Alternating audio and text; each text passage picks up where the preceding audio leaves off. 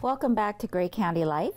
And now we're going to talk about a mission trip, or I guess you could call a student trip, to not El Salvador, Nicaragua. It used to be El Salvador. St. Mary's High School students. And so we have Andy Evans. And Andy, you are one of the parent volunteers that went on the trip. That's correct. And you also have... you are, I guess, the proprietor, the owner of the accommodations that the students stayed at? Yeah, I'm a co-owner of a small beach hotel called Brisas del Mar in the north part of Nicaragua. Right, and so that's where the students stayed while they were out doing their volunteer work during the day. And Mr. Kirby. Yes. Mr. Kirby is a teacher at St. Mary's High School, and you've been organizing these trips for how long? Well, this is our first trip to Nicaragua that I helped organize with the help of Andy. So, and were you involved in the other student trips? No. Well, we have other student trips, but you did mention El Salvador, but that's I was not involved in organizing that trip. And Renee, who people may recognize, she's usually here with a cat or a dog, but now she's here to talk about the trip that she went on to Nicaragua with the students, and your daughter went along with you. So is this the first time you went on? Yes. Yeah, first time you've been there? My first time there, my first time doing all of the great things that we did while we were there, and certainly worth talking about for sure. Good. For sure. So I guess we'll start by saying, asking how many students went? There was 17 students, 2 parent volunteers, not including myself, my wife. We were more of a in-country facilitator for all the volunteer excursions and volcano trips and things like that. Well, that was great to have, that bit of assistance. And so then there were the other 3 parents, right? You said 3 parents other than you and your Two parent volunteers, 2 teachers, and then Andy's family. And Andy's family, well. okay. Yeah. And so when did they leave, and when did they come back?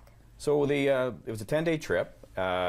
We departed from Toronto on March 12th, and it's a little bit of a journey to get down there. We had to go through San Salvador, El Salvador, and then to Managua. And we got there late on March 12th, and all the fun started the next day. All the fun. Hard work and fun. A lot of hard work. Yes.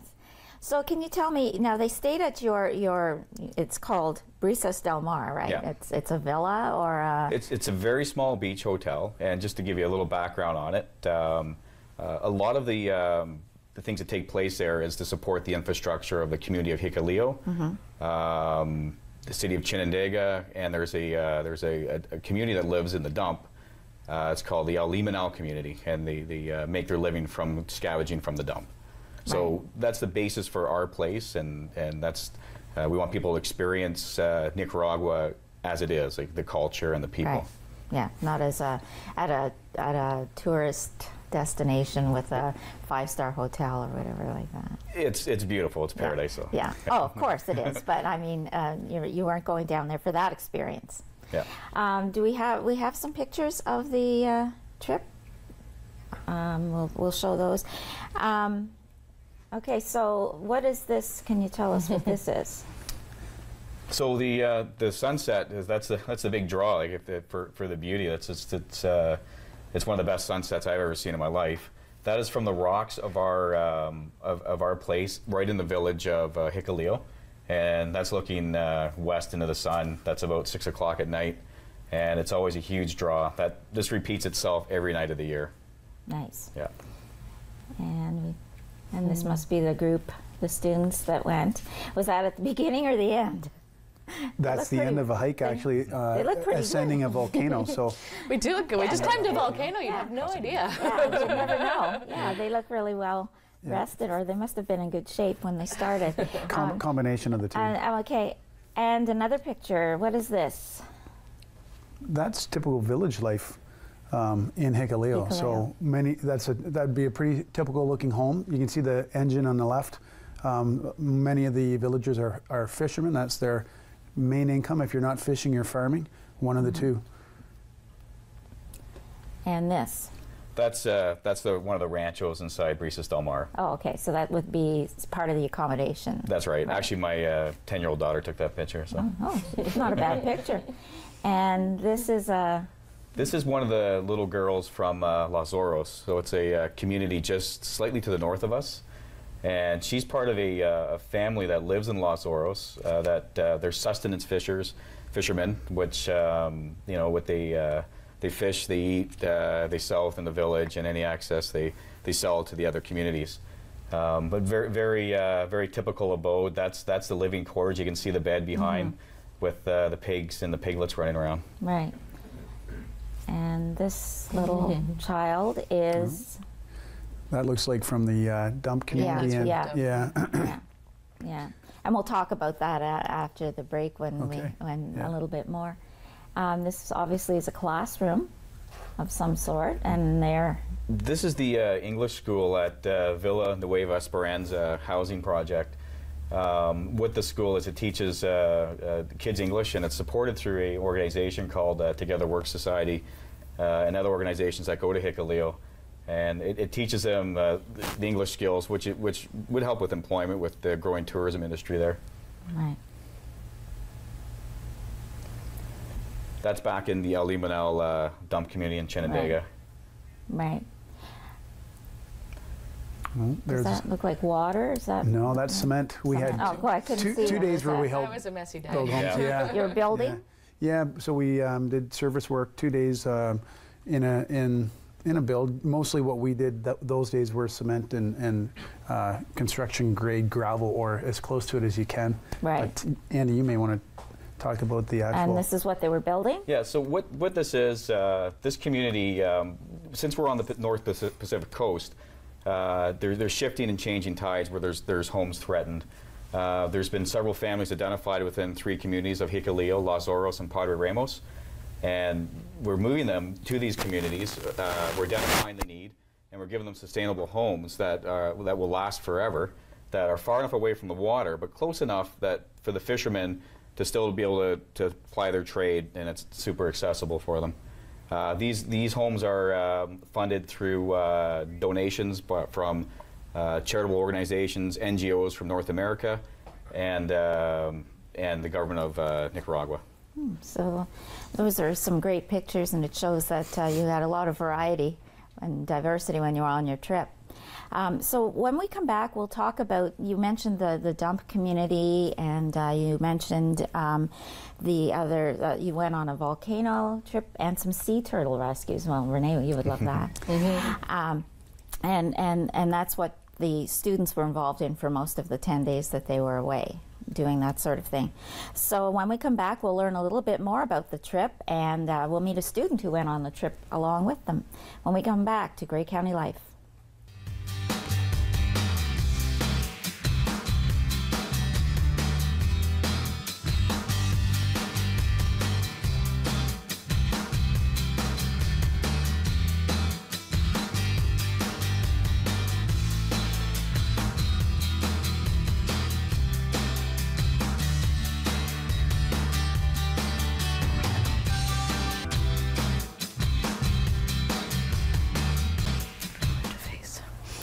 Welcome back to Grey County Life, and we're going to continue talking about St. Mary's school trip to Nicaragua.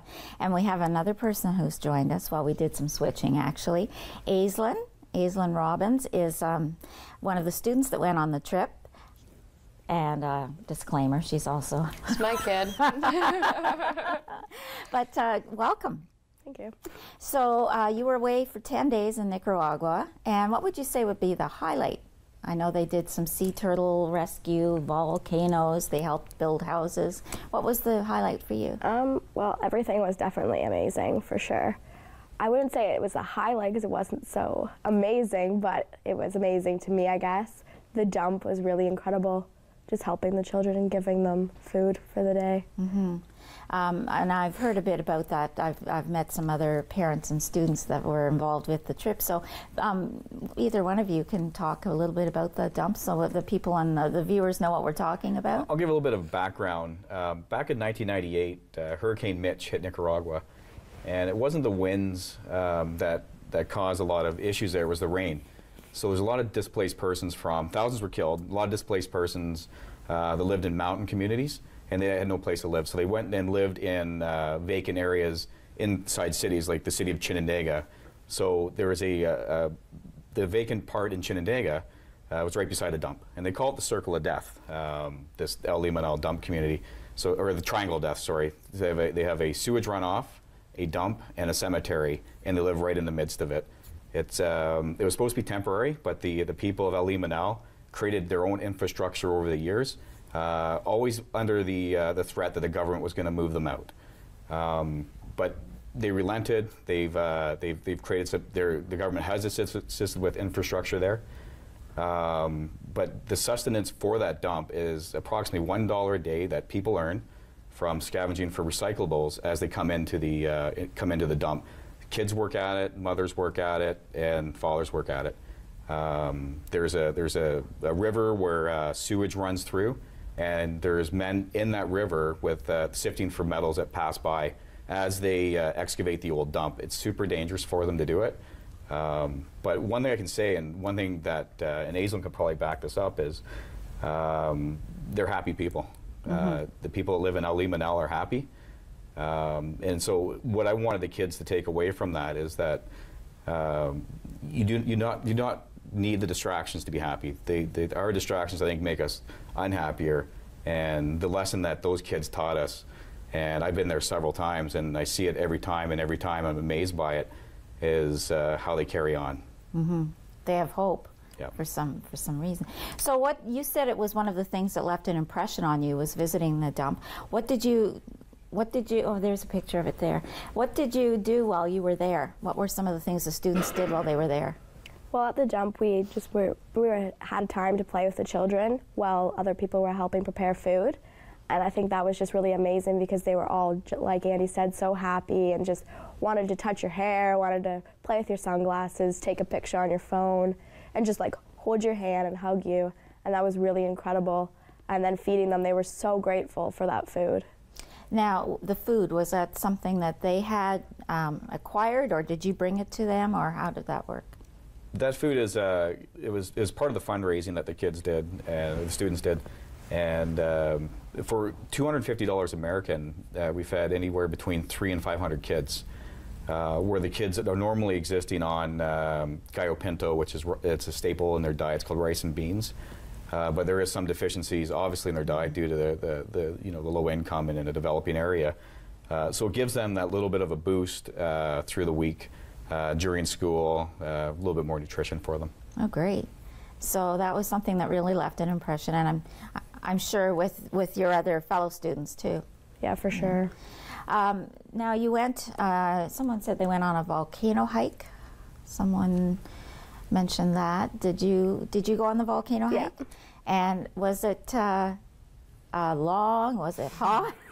Tell me about it. It was really quite hot, yes. Hot. It was long. It was definitely worth it though. The view was incredible.